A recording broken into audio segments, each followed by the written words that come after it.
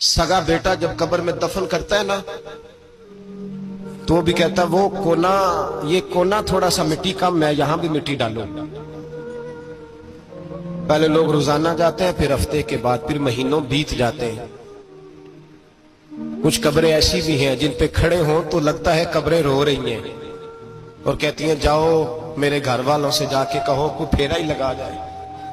तो एक दफा आए तो सही, कोई मिट्टी नहीं डालता। बादशाहों की कब्रें रोती हैं, सरमायादारों की कब्रें रोती हैं, कोई जाता नहीं। इतने इतने मोटे सुराख है कब्रों में, आप अपने शहर के कब्रिस्तान फिर के देख लें, सुराख है।